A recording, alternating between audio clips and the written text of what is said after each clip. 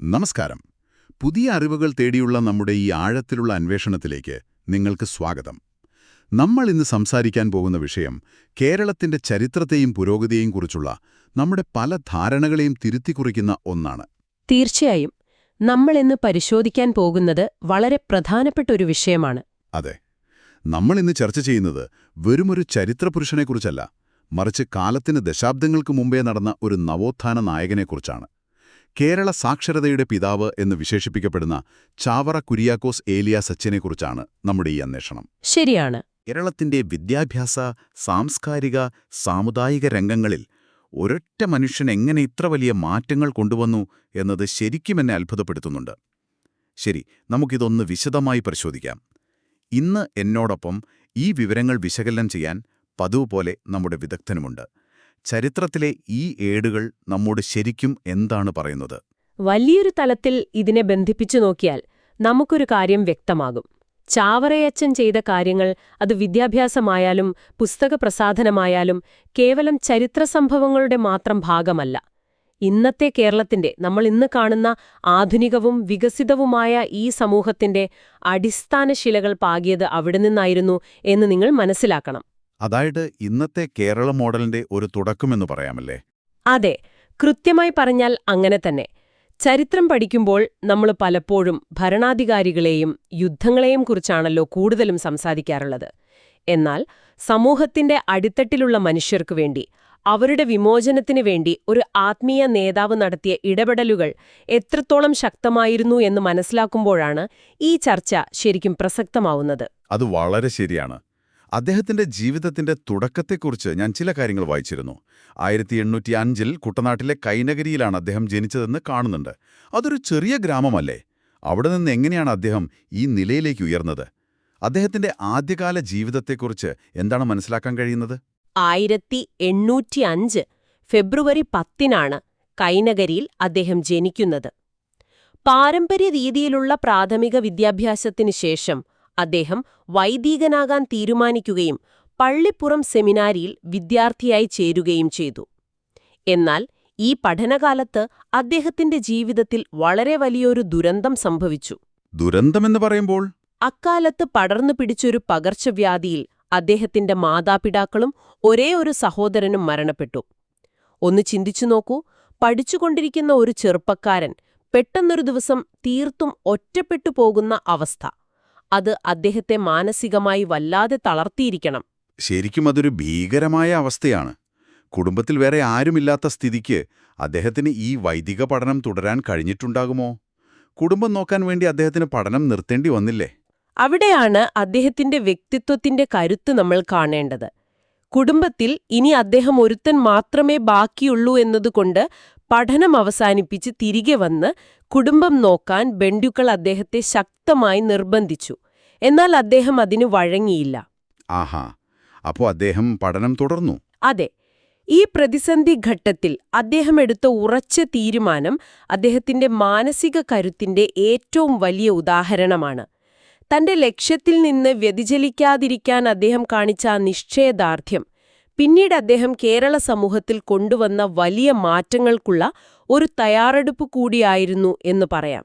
വലിയൊരു ദുരന്തത്തെ മറികടന്ന് അദ്ദേഹം തന്റെ പാതയിൽ ഉറച്ചുനിന്നു എന്നത് വലിയൊരു കാര്യം തന്നെയാണ്. സ്വന്തം ജീവിതത്തിലെ ഏറ്റവും വലിയ വേദനകളെയും നഷ്ടങ്ങളെയും അതിജീവിച്ചാണ് 1829 അദ്ദേഹം പൗരോഹിത്യം സ്വീകരിക്കുന്നത്. അതിനുശേഷം കുറേ കാലം ചേനങ്കരിയിലും പുളിങ്കുന്നിലുമായ അദ്ദേഹം തന്റെ പ്രവർത്തനങ്ങൾ തുടർന്നു. ഇനി എനിക്ക് ചോദിക്കാനുള്ളത് മറ്റൊരു പ്രധാനപ്പെട്ട കാര്യത്തെക്കുറിച്ചാണ്. ഇവിടെയാണ് കാര്യങ്ങൾ ശരിക്കും രസകരമാകുന്നത്. 1831 അദ്ദേഹം മാന്നാനത്ത് ഒരു സന്യാസി സഭ തുടങ്ങിയതായി ഈ രേഖകളിൽ കാണുന്നുണ്ട്. വിദേശികളുടെ സഹായമില്ലാതെ ഇന്ത്യയിൽ തുടങ്ങിയ ആദ്യത്തെ ക്രൈസ്തവ സന്യാസി സഭയായിരുന്നു അതെന്ന് പറയുന്നു. അതെന്തിനായിരുന്നു ശരിക്കും? അതൊരു ചെറിയ കാര്യമല്ല. ഇന്ത്യയിലെ ആദ്യത്തെ തദ്ദേശീയമായ ക്രൈസ്തവ സന്യാസി സഭയായിരുന്നു അത്. 1831 മെയ് 1 ഇതിന് തുടക്കം കുറിച്ചത്. ഇവിടെ നമ്മൾ അക്കാലത്തെ സാഹചര്യം കൂടി മനസ്സിലാക്കണം. എന്തായിരുന്നു ആ സാഹചര്യം? അന്ന് കേരളത്തിലെ സഭകളെല്ലാം വിദേശികളായ മിഷണറിമാരുടെ നിയന്ത്രണത്തിലായിരുന്നു. തദ്ദേശീയരായ വൈദികർക്ക് വേണ്ടത്ര പ്രാതിനിധ്യമോ അധികാരമോ ഉണ്ടായിരുന്നില്ല. ഈയൊരു കുറവ് നികത്താനും സ്വന്തം നാട്ടിലെ ജനങ്ങളുടെ പ്രശ്നങ്ങൾ മനസ്സിലാക്കി പ്രവർത്തിക്കാനും ഒരു തദ്ദേശീയ സഭ ആവശ്യമാണെന്ന് അദ്ദേഹം തിരിച്ചറിഞ്ഞു. ഇതിനായി അദ്ദേഹത്തിന് മാർഗനിർദ്ദേശം നൽകിയത് പാലക്കൽ തോമാമൽപ്പാനും പോരൂക്കര തോമാമൽപ്പാനുമാണ്. ഒരു മിനിറ്റ്, ഈ മൽപ്പാൻ എന്ന് പറഞ്ഞാൽ എന്താണ്? അതൊരു സ്ഥാനപ്പേരാണോ? അതെ, നല്ലൊരു ചോദ്യമാണ്. അക്കാലത്ത് സുറിയാനി പാരമ്പര്യത്തിൽ വലിയ പണ്ഡിതരായ വൈദികരെ പഠിപ്പിക്കുന്ന മുതിർന്ന ഗുരുക്കന്മാരെ വിളിക്കുന്ന ബഹുമാനസൂചകമായ പേരാണ് മൽപ്പാൻ. അവരുടെ സഹായത്തോടെയാണ് അദ്ദേഹം ഈ സഭ സ്ഥാപിക്കുന്നത്. അപ്പോൾ ഈ സഭയാണോ പിന്നീട് വലിയൊരു പ്രസ്ഥാനമായി മാറിയത്? അതെ, പിൽക്കാലത്ത് CMI അഥവാ കേർമൽസ് ഓഫ് മേരി ഇമ്മാക്കുലേറ്റ് എന്ന പേരിൽ ലോകമെമ്പാടും അറിയപ്പെടുന്ന വലിയൊരു സഭയായി ഇത് മാറി. വിദേശ സഹായമില്ലാതെ സ്വന്തം നാട്ടിലെ ആളുകളെ സംഘടിപ്പിച്ച് ഇങ്ങനെ വലിയൊരു പ്രസ്ഥാനം തുടങ്ങുക എന്നത് അദ്ദേഹത്തിന്റെ മികച്ച സംഘാടക ശേഷിയെയാണ് കാണിക്കുന്നത്. ആ, കഴിവ് തന്നെ ആകാം അദ്ദേഹത്തെ സഭയുടെ തലപ്പത്തെത്തിച്ചത്, അല്ലേ? തീർച്ചയായും. ഈ മികവ് തന്നെയാണ് പിന്നീട് 1855 സഭയുടെ പ്രിയോർ ജനറലായും 1861 വികാരി ജനറലായും അദ്ദേഹത്തെ ഉയർത്തിയത്. ഈ സ്ഥാനങ്ങൾ സഭയുടെ ഏറ്റവും ഉയർന്ന ഭരണ ചുമതലകളാണ്. ഈ പദവികൾ അദ്ദേഹത്തിന് ലഭിച്ചതുകൊണ്ടാണ് സമൂഹത്തിൽ വലിയ മാറ്റങ്ങൾ കൊണ്ടുവരാനുള്ള അധികാരവും സ്വാതന്ത്ര്യവും അദ്ദേഹത്തിന് കൈവന്നത്. അപ്പോൾ ആ അധികാരമാണ് വിദ്യാഭ്യാസ രംഗത്ത് വിപ്ലവകരമായ തീരുമാനങ്ങളെടുക്കാൻ അദ്ദേഹത്തെ സഹായിച്ചത്. വിദ്യാഭ്യാസ രംഗത്തെ മാറ്റങ്ങളെക്കുറിച്ച് പറയുമ്പോൾ എന്നെ ഏറ്റവും അത്ഭുതപ്പെടുത്തിയൊരു കാര്യം ഈ പള്ളിക്കൂടം എന്ന ആശയമാണ്.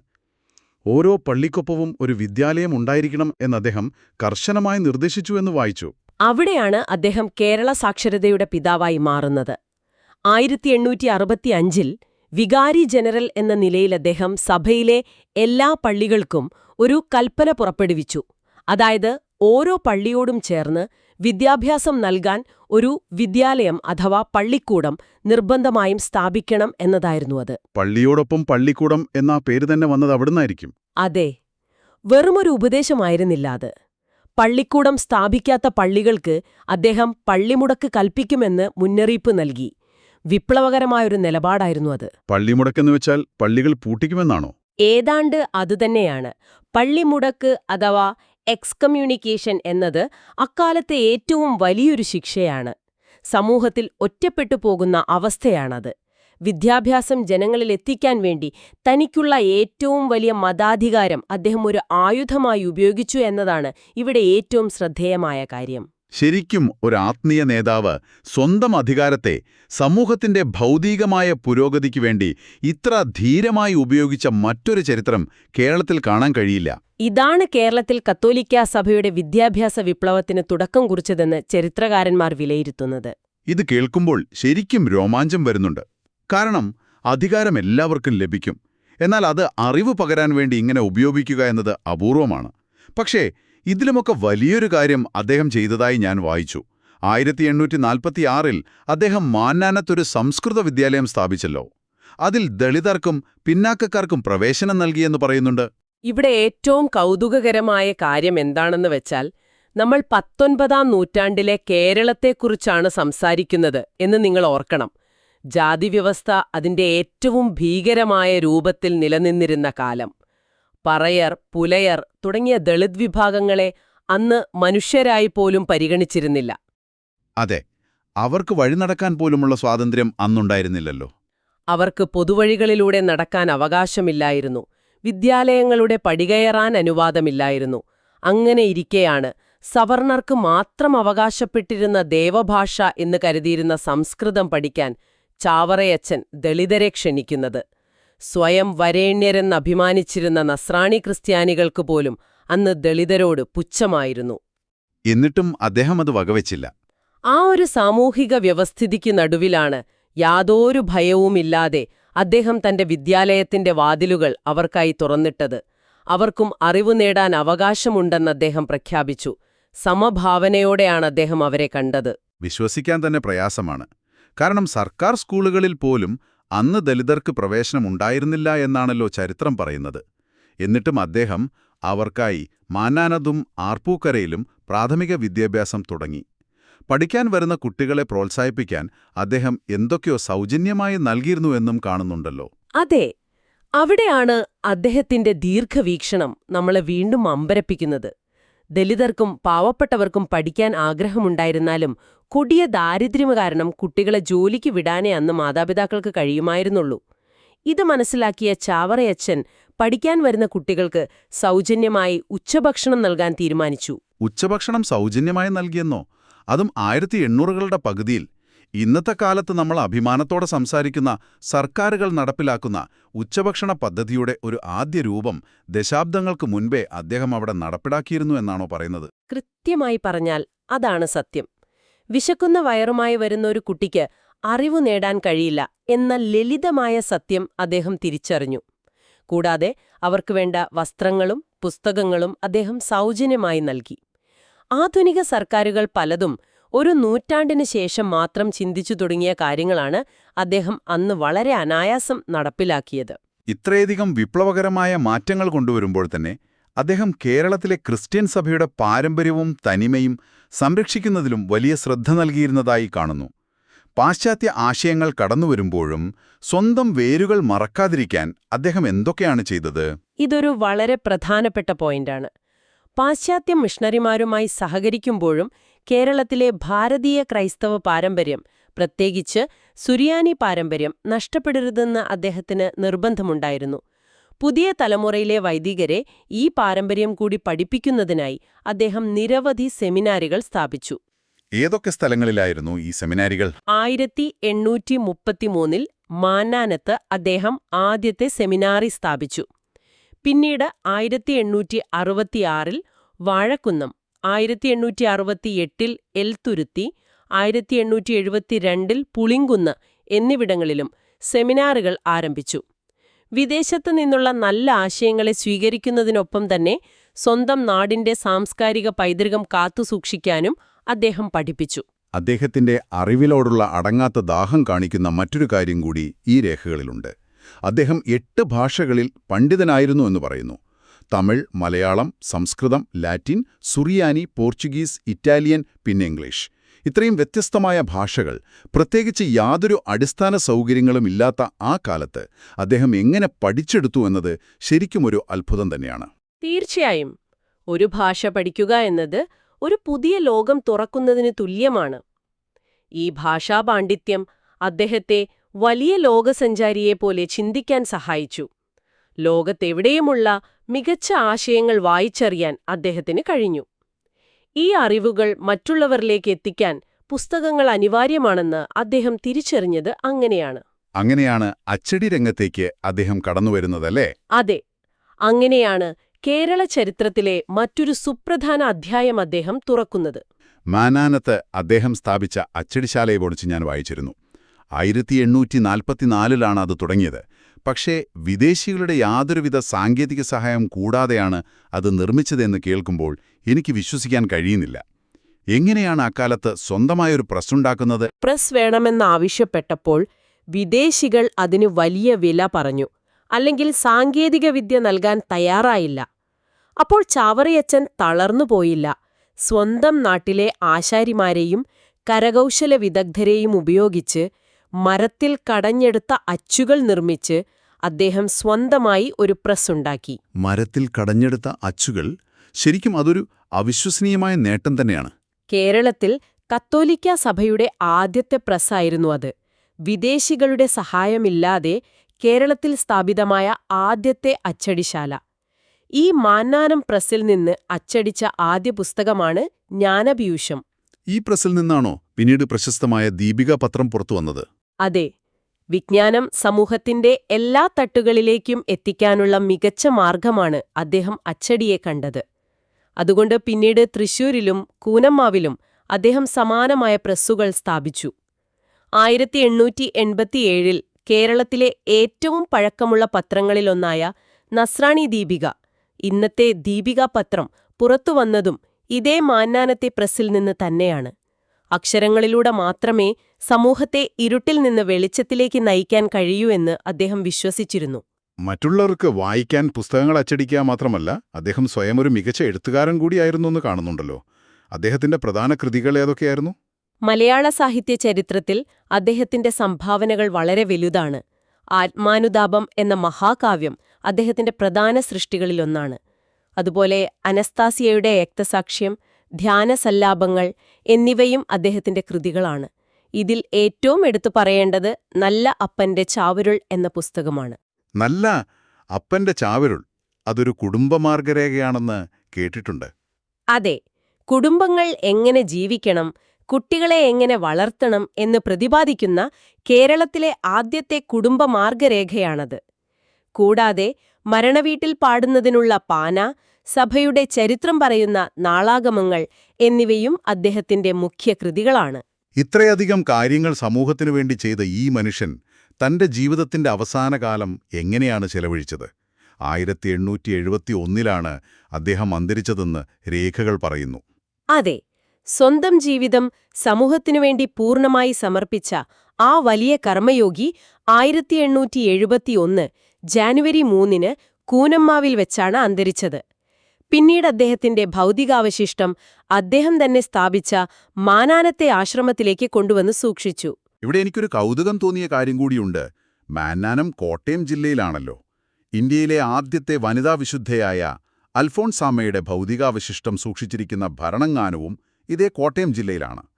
2 വലിയ വിശുദ്ധരുടെ ഭൗതികാവശിഷ്ടങ്ങൾ ഉൾക്കൊള്ളുന്ന കോട്ടയം ജില്ലയ്ക്ക് അത് വലിയൊരു ചരിത്രപരമായ പ്രത്യേകതയാണ് നൽകുന്നതെന്ന് തോന്നുന്നു. കൃത്യമായ നിരീക്ഷണമാണ്. അദ്ദേഹം ജീവിച്ചിരുന്ന കാലത്ത് തന്നെ ആളുകൾ അദ്ദേഹത്തെ ദൈവദാസൻ എന്നായിരുന്നു വിളിച്ചിരുന്നത്. മരണശേഷം പതിറ്റാണ്ടുകൾ കഴിഞ്ഞിട്ടും അദ്ദേഹത്തിന്റെ സ്വാധീനം സമൂഹത്തിൽ നിലനിന്നു. ഇതിന്റെയൊക്കെ ഫലമായി 1986 ജോൺ പോൾ രണ്ടാമൻ മാർപ്പാപ്പ അദ്ദേഹത്തെ വാഴ്ത്തപ്പെട്ടവനായി പ്രഖ്യാപിച്ചു. പിന്നെ അദ്ദേഹത്തെ വിശുദ്ധനായി പ്രഖ്യാപിച്ചതും നമ്മൾ കണ്ടു. അതെ, ലോകം കണ്ടത് വലിയൊരു ചരിത്രമുഹൂർത്തമാണ്. 2010 നവംബർ 23 ഫ്രാൻസിസ് മാർപ്പാപ്പ അദ്ദേഹത്തെ വിശുദ്ധനായി പ്രഖ്യാപിച്ചു. ഈ വിവരങ്ങൾ കേൾക്കുന്ന നിങ്ങൾക്കിപ്പോൾ ചാവറയച്ചനെക്കുറിച്ച് കൂടുതൽ പഠിക്കാൻ ആഗ്രഹം തോന്നുന്നുണ്ടെങ്കിൽ തീർച്ചയായും വായിക്കേണ്ട 2 പുസ്തകങ്ങളുണ്ട്. പ്രൊഫസർ MK സാനു രചിച്ച ജീവിതം തന്നെ സന്ദേശം, വിശുദ്ധ ചാവറയുടെ ജീവിതം, അതുപോലെ KC ചാക്കോ എഴുതിയ ചാവറയച്ചൻ ഒരു രേഖാചിത്രം എന്നിവയാണവ. അപ്പോൾ ഈ ചർച്ചയുടെ അവസാനത്തിലേക്ക് നമ്മൾ എത്തുമ്പോൾ ഇതിന്റെ എല്ലാം അർത്ഥമെന്താണെന്ന് നമുക്കൊന്ന് സംഗ്രഹിച്ചു നോക്കാം. മതപരമായ ഒരു ചട്ടക്കൂടിനുള്ളിൽ നിന്നുകൊണ്ട് പ്രവർത്തിക്കുമ്പോൾ തന്നെ ഒരു നാടിനെ മുഴുവൻ അന്ധകാരത്തിൽ നിന്നും വെളിച്ചത്തിലേക്ക് നയിക്കാൻ ഒരാൾക്ക് കഴിയുമെന്ന് അദ്ദേഹം തെളിയിച്ചു. വിദ്യാഭ്യാസം എല്ലാവർക്കും അവകാശപ്പെട്ടതാണെന്നും അക്ഷരങ്ങളും പുസ്തകങ്ങളുമാണ് പുരോഗതിയുടെ അടിസ്ഥാനമെന്നും അദ്ദേഹം വിശ്വസിച്ചു. ശരിയാണ്. അദ്ദേഹം ജാതിയുടെയും മതത്തിന്റെയും അതിർവരമ്പുകൾ ഭേദിച്ച് ദളിതർക്കും പിന്നാക്കക്കാർക്കും വിദ്യാലയങ്ങളുടെ വാതിലുകൾ തുറന്നുകൊടുത്തു. സ്വന്തം ജീവിതത്തിലുണ്ടായ തീരാനഷ്ടങ്ങളെയും ഒറ്റപ്പെടലിനെയും അദ്ദേഹം ഒരു നാടിന്റെയാകെ നേട്ടങ്ങളാക്കി മാറ്റിയെടുത്തു. ഇന്ന് കേരളം അഭിമാനിക്കുന്ന നമ്മുടെ ഉയർന്ന സാക്ഷരതാ നിരക്കിനും സാമൂഹിക പുരോഗതിക്കും പിന്നിൽ ചാവറ കുര്യാക്കോസ് ഏലിയാസ് അച്ചൻ പാകിയ ആ വലിയ അടിത്തറയുണ്ട്. അവിടെയാണ് നമ്മൾ ആഴത്തിൽ ചിന്തിക്കേണ്ട ഒരു വിഷയമുള്ളത്. ഇതൊരു പ്രധാനപ്പെട്ട ചോദ്യം ഉയർത്തുന്നുണ്ട്. ചാവറയച്ചൻ തന്റെ കാലത്ത് സമൂഹത്തിൽ ഏറ്റവും സ്വാധീനമുള്ള ഇടങ്ങളായിരുന്ന പള്ളികളെ വിദ്യാഭ്യാസ കേന്ദ്രങ്ങളാക്കി മാറ്റിക്കൊണ്ടാണ് ആ വലിയ സാമൂഹിക വിപ്ലവം സൃഷ്ടിച്ചത്. ഇന്ന് നമ്മൾ ജീവിക്കുന്നത് പൂർണ്ണമായും ഒരു ഡിജിറ്റൽ യുഗത്തിലാണ്. എന്നാൽ നിർഭാഗ്യവശാൽ സാങ്കേതികവിദ്യ എല്ലാവർക്കും ഒരുപോലെ പ്രാപ്യമല്ല. ഇന്നും ഡിജിറ്റൽ രംഗത്ത് വലിയ അസമത്വം നിലനിൽക്കുന്നുണ്ട്. അതെ, അതൊരു വലിയ സത്യമാണ്. ഈയൊരു സാഹചര്യത്തിൽ വിദ്യാഭ്യാസം എല്ലാവർക്കും ഉറപ്പാക്കാൻ ചാവറയച്ചൻ പള്ളികളെ ഉപയോഗിച്ചതുപോലെ ഇന്നത്തെ കാലത്ത് നമുക്കുപയോഗിക്കാൻ കഴിയുന്ന നമ്മുടെ സാമൂഹിക ഇടങ്ങൾ ഏതായിരിക്കും? ഈ ആധുനിക ഡിജിറ്റൽ അസമത്വത്തെ ഇല്ലാതാക്കാൻ ചാവറയച്ചന്റെ അതേ മാതൃക, അതേ ദീർഘവീക്ഷണം നമുക്കിന്ന് എങ്ങനെ പ്രയോഗിക്കാൻ കഴിയും? ശ്രോതാവായ നിങ്ങൾ ഈ ചോദ്യത്തെക്കുറിച്ച് ഒന്ന് ചിന്തിച്ചു നോക്കൂ. അത് നമ്മൾ ഓരോരുത്തരും സ്വയം ചോദിക്കേണ്ട, ഉത്തരം കണ്ടെത്തേണ്ട വളരെ വലിയൊരു ചോദ്യമാണ്.